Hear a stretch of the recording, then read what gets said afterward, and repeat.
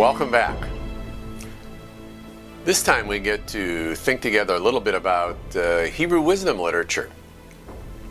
Commonly, wisdom literature in the Hebrew Bible refers to the books of Job, Proverbs, Ecclesiastes, and Song of Songs. But you need to know that wisdom literature is not limited to these four books. So, for example, Von Rad points out wisdom themes in the Joseph narrative. Numerous studies find evidence of the influence of wisdom literature on Deuteronomy, Isaiah, for example. So, what do we mean by wisdom? Well, imagine a case with me. Lois, my wife, tells me that the washing machine stopped working. So I check out the circuit breaker and it's okay. The machine's plugged into a hot outlet. So it's time to call the appliance repair service. Now, imagine two alternate scenarios. Scenario one, the doorbell rings and I open the door and I see a crisp uniform with patches sewn on both sleeves indicating certification to repair appliances, and the person wearing the crisp uniform looks like he just graduated from high school. I look down and I notice soft hands and clean fingernails and holding a brand new tool case, not a scratch on it. What's going through my mind? Hold on to that thought. Scenario two. The doorbell rings and I open the door and the person wearing a clean uniform with the same certification patches sewn on both sleeves. Both face and hands are clean and professional, but they evidence some wear and tear, and the fingernails indicate that these hands have been busy. The toolbox is well worn. In fact, it's held together with a bungee cord. Now, I've got a malfunctioning washing machine.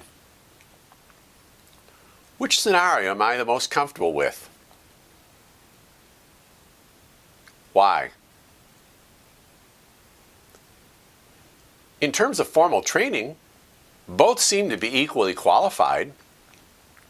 I can assume each know the essential facts about the machine, but it might seem that the differential is not knowledge, but wisdom. The combination of knowledge and knowing what to do with it and how to do it. Hebrew students will tell you that the Hebrew expression is chokhmah, the noun, or chacham, the adjective. What they may not realize is that the term is used of working folks like my appliance repair person. So for example, check out Exodus 35. Here the term is used to describe Bezalel, the designer of the tabernacle, and the text reports that Yahweh filled Bezalel with the Spirit of God in wisdom and understanding and in knowledge. In what? In all craftsmanship to make design for working in gold and silver and bronze and the cutting of stones and settings and in carving wood so as to perform every inventive work. Yahweh has filled them with, now most of our Bibles read skill, but the term there is chokhmah. Chokhmat lev,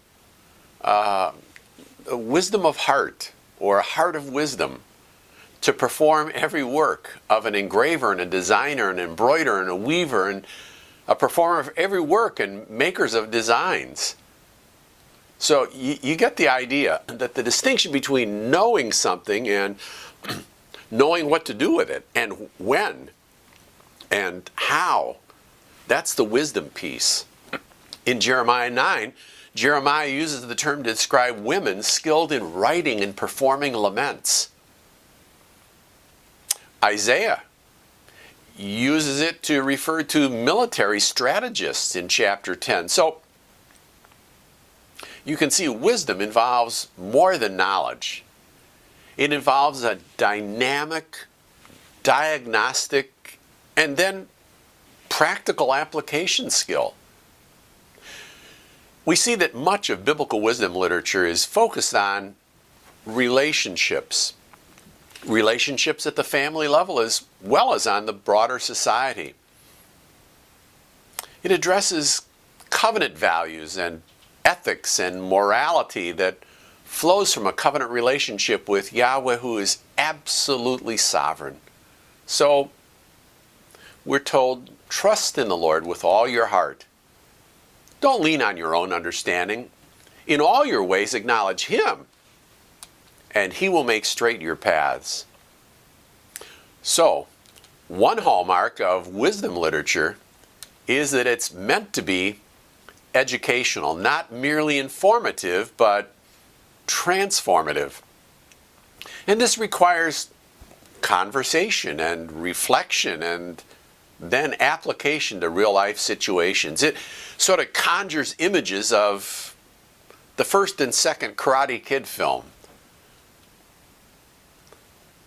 A significant theme that's woven throughout biblical wisdom literature is the fear of the Lord. You see, one's personal posture or attitude toward Yahweh is the beginning of wisdom. And as one might expect, a proper frame of mind or heart, as it's often expressed in the Hebrew, anticipates spilling over into choices and behaviors. So, the fear of the Lord is the hatred of evil, Proverbs 8:13.